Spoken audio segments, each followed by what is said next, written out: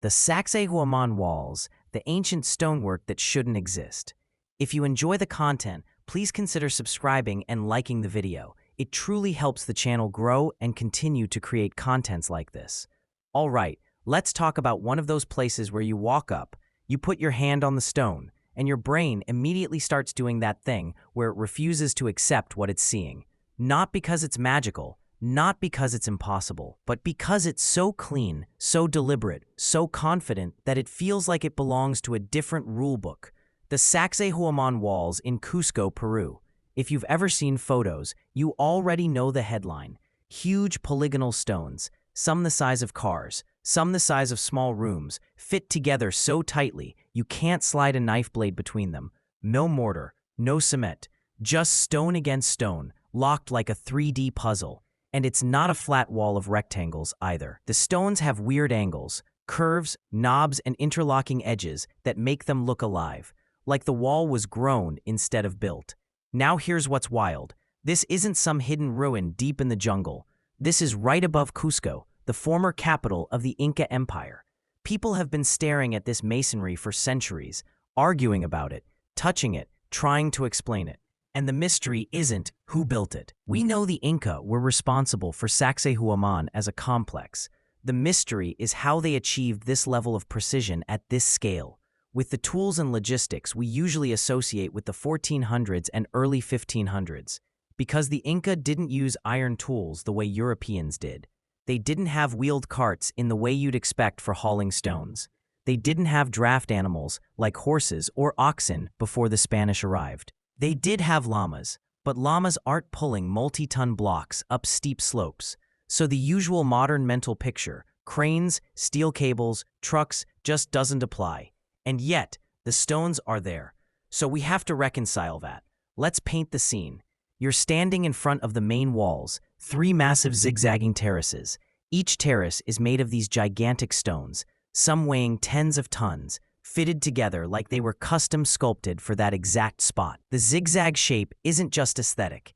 It likely had defensive advantages and structural benefits, creating angles that distribute force and resist earthquakes. And that's the first clue. This wasn't just about building something big. It was about building something that survives in the Andes. Cusco shakes. The Andes are alive. Earthquakes are a fact of life. Mortar can crack. Straight joints can fail. But these polygonal joints, they flex, they settle, they lock. The wall behaves like a single organism instead of a stack of bricks. If you wanted to design masonry to survive shaking, you'd end up somewhere close to what the Inca did. Maybe not as beautiful, but conceptually similar. So already, the mystery has an engineering flavor. The walls look mysterious because they're optimized. But optimization raises the next question. How did they get there? Start with quarrying. The Inca extracted stone from quarries, some nearby, some farther away. They worked with hard rocks like andesite and diorite, not soft limestone you can casually carve. Shaping those stones into complex interlocking forms takes time, skill, and a system. You can't do that by eyeballing one rock at a time without a method. You need measurement techniques, templates, iterative fitting, and skilled crews. This is where people start imagining lost techniques. Because the stones don't just fit, they fit in irregular ways. Some stones have 12, 13, 14 sides meeting neighboring stones perfectly, and the faces aren't purely flat. Some are subtly curved, which can increase contact area and stability. It's like each stone was tuned to the stones around it. One common explanation is surprisingly simple, and also brutally labor-intensive. You shape a stone, you lift it into place, you mark where it touches the neighbors, you take it down, you chisel, you lift again, repeat. Over and over. This is the trial fit method. It sounds primitive until you realize it's exactly how you get extreme precision without modern measuring devices. The precision comes from iteration, not from a magic tool. Now imagine doing that with a stone that weighs 10 tons, 20 tons, 30 tons. How many people does it take to lift, shift, and settle that block repeatedly? How long does it take? How organized does your labor force need to be? You're not building a wall. You're building a supply chain of people, food, rope, timber, ramps, and management. And this is where Sacsayhuamán stops being cool stones and becomes a window into the Inca state. The Inca Empire was a machine of organization. They built roads across mountains, bridges over ravines, terraces on slopes, and storage systems that fed armies. They were masters of logistics. So when we look at Sacsayhuamán, we're not looking at a random construction project. We're looking at a stake showing its power in stone. But, okay, logistics still doesn't move the rocks. How did they transport these massive blocks? The best grounded idea is that they used human labor with ropes, levers, rollers, and ramps. Lots of ramps. Earthworks, timber sledges, teams pulling in rhythm. And when you hear that, it's easy to say, sure, but would that really work? The answer is, with enough people, yes. The limiting factor is not physics, it's organization and time. People can generate enormous pulling force, especially if the path is prepared and friction is managed. Now here's the part that makes your imagination kick in, the terrain. You're not dragging these stones across flat ground.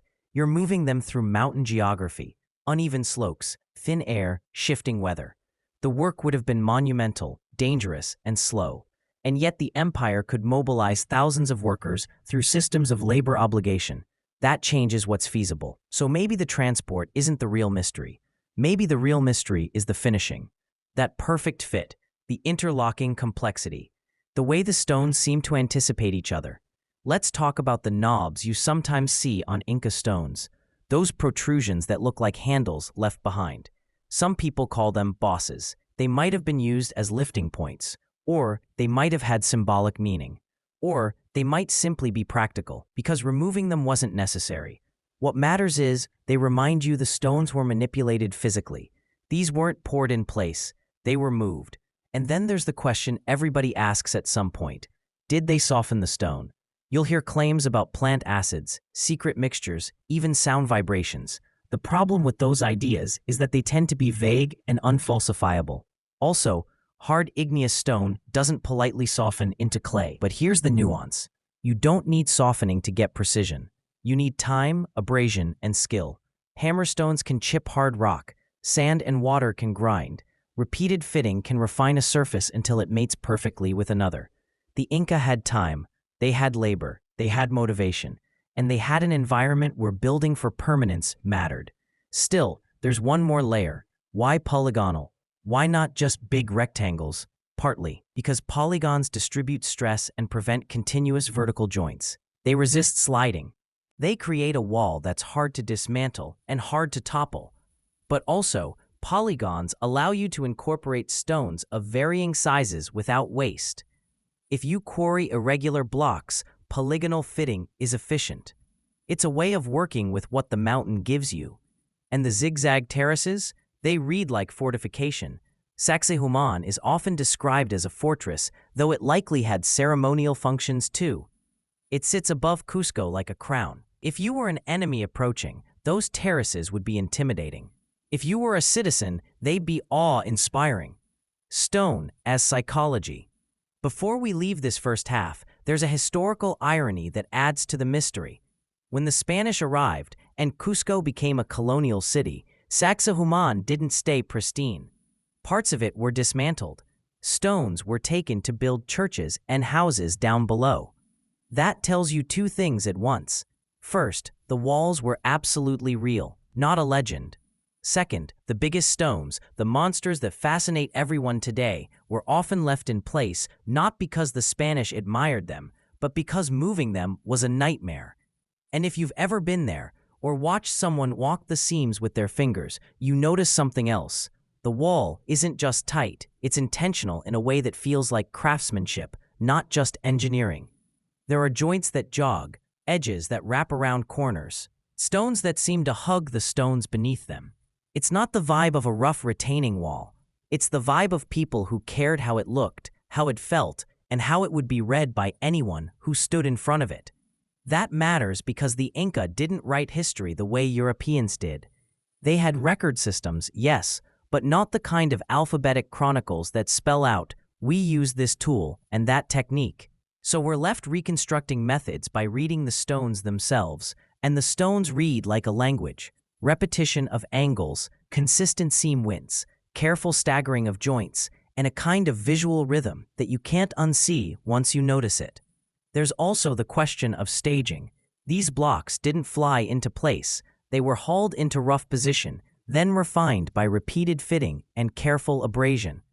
And maybe that's the point. Maybe Sacsayhuamán isn't mysterious because the Inca had secret technology. Maybe it's mysterious because they had something we rarely see, a society that could aim enormous coordinated effort at a single aesthetic and structural ideal, then actually follow through. That's not romanticizing, it's just acknowledging what the wall demands. All right, hold that thought, the blend of engineering, ritual, state power, and sheer stubborn craftsmanship, because in the next part we're going to get even more granular.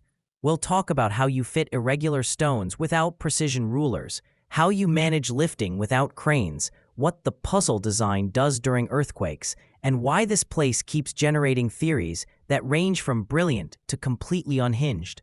Start with the basic problem. You have two irregular rocks, and you want them to touch along a complex boundary evenly, with no big gaps. If you have modern tools, you can measure, cut with power tools, check with lasers, and refine with grinders. If you don't have those tools, you do something older, and honestly, something very effective. You use the stones themselves as the measuring device. You bring stone A close to stone B. You find the high spots where they touch. You mark those spots, maybe with pigment, maybe with soot, maybe simply by the scuff patterns. You pull the stone back.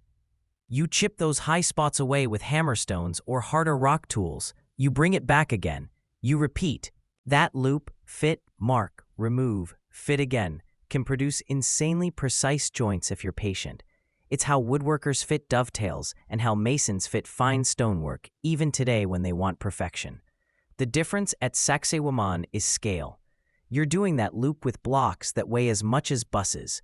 So the real trick is not conceptual, it's mechanical. How do you bring it back again when the stone weighs 20 tons? This is where ramps and leverage matter. Picture earth ramps built up to wall height, with the stone dragged on sledges.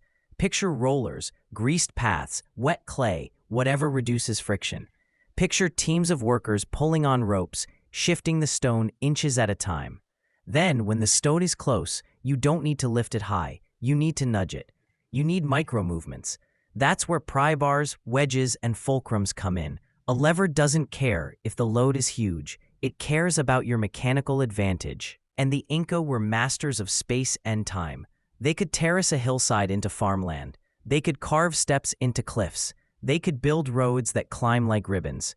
So building ramps and staging areas around a wall, that's consistent with how they approach the world, reshape the environment until the task becomes possible. Now, a question people ask a lot is whether they pre-shaped stones in the quarry or finished them on site. The answer is probably both. Rough shaping at the quarry saves transport weight and makes hauling easier. But the final precision, those last millimeters, almost certainly happened in place because each stone is matched to its neighbors. If you tried to finish everything off-site, you'd be guessing. The fit you see suggests the stones were conversed into shape, like a dialogue. This edge responds to that edge. This corner answers that corner. And once you see it that way, the wall looks less like a puzzle and more like a conversation frozen in rock. Okay, but what about the really weird stuff? The stones with many sides, the joints that wrap around corners, the seams that zigzag and dance. That's where the earthquake logic comes back. In straight block masonry, forces can travel along continuous joints. In polygonal masonry, the joints interrupt each other. The stones buttress each other in multiple directions. It's like building a net. Under shaking, the wall can settle without losing its overall integrity. The stones can shift microscopically, then relock. Some people describe these walls as earthquake-proof. Nothing is truly proof, but the fact that so much Inca polygonal masonry has survived repeated seismic events while mortar-bound colonial buildings cracked is a clue that the system works. There's also something psychologically smart about it. When stones interlock this way, dismantling the wall is harder. You can't remove one stone easily because it's keyed into several others. That matters in a fortress context, but it also matters in a symbolic context. The wall communicates permanence. It's saying, we are locked in. Now let's talk about purpose, because the why feeds the how. Sacsayhuamán is often called a fortress, and it certainly had defensive advantages: elevation, terraces, visibility, and the zigzag walls that create angles for defenders. But there are also strong reasons to think it served ceremonial and political roles. It sits above Cusco, like a stage. It frames the city below. If the Inca wanted a place to gather, perform rituals, and celebrate the empire's power, this is exactly the kind of architecture you build. And that's a key point. When a society builds for ritual and statecraft, it will spend extra effort on perfection. Because perfection is part of the message. A tight joint isn't just a joint, it's a demonstration that the empire can command time, labor, and stone. It's a statement of control over the physical world, and by extension, over the social world. Let me give you a concrete example that people love, because it's so simple and so telling. The famous 12-angle stone in Cusco. It isn't at Sacsayhuamán itself, but it's part of the same masonry tradition in the city below. 12 edges, each meeting a neighboring stone cleanly. When you see that, you realize the Inca weren't doing polygonal joints as a one-off trick. This was a mature craft, and if a craft exists, it implies schools of knowledge, masters training apprentices, standards of quality, and a culture that notices millimeters. Now zoom back up to Sacsayhuamán and imagine the emotional impact of those terraces in the 1500s. The Spanish didn't arrive to a sleepy village. They arrived to a capital with massive infrastructure, and above it, a complex that reads like a stone fortress and a ceremonial platform at the same time. During the conflicts around Cusco, these walls mattered. Height matters, angles matter. The zigzag layout creates pockets and sightlines. It's one thing to admire these stones as tourists. It's another to imagine them as a living military and ceremonial landscape. And here's another reason the wall is so persuasive. The Inca did not hide their technique. The seams are visible. The joints are honest. You can see the fingerprints of the process. A small depression here, a subtle curve there, a boss left on a block. The wall isn't pretending to be perfect marble. It's rugged perfection. It's precision that still looks like rock. There's also the question of finishing the faces. Some stones are relatively smooth. Others retain rough texture. That might reflect different teams, different phases, or simply different priorities. The joint has to be perfect. The face can be left more natural. That's a practical mindset. Spend effort where it matters structurally. And when you do that over thousands of hours, you get a wall that reads as both natural and engineered, like the mountain itself decided to cooperate. One of my favorite details is how the joints often avoid creating straight lines across the wall. Even when they could have aligned joints, they didn't. They broke them up. They staggered them. That's not just aesthetics, it's resilience. Straight lines become planes of weakness. Broken seams distribute stress. The wall is literally a map of choices made to prevent failure. So when you stand in front of Sacsayhuamán and you feel that weird cognitive dissonance, this shouldn't be possible. That's your brain revealing its own bias. The wall is telling you, people don't need modern tools to be modern in their thinking. They need organization, feedback, and standards. And the last thing I'll say, because it's the most human part, these walls were made by hands, by people who ate, joked, complained, got tired, got cold, got sunburned, and came back the next day anyway. The mystery isn't that the stones fit. The mystery is the social will that kept the work going long enough for the stones to fit like that. That's the real wonder. Not anti-gravity, not aliens, just humans. Doing the hardest version of the job until the job becomes art. And if you ever doubt it, just trace one seam with your fingertip. That seam is a timeline, hours, days, and decisions compressed into a line you can barely see.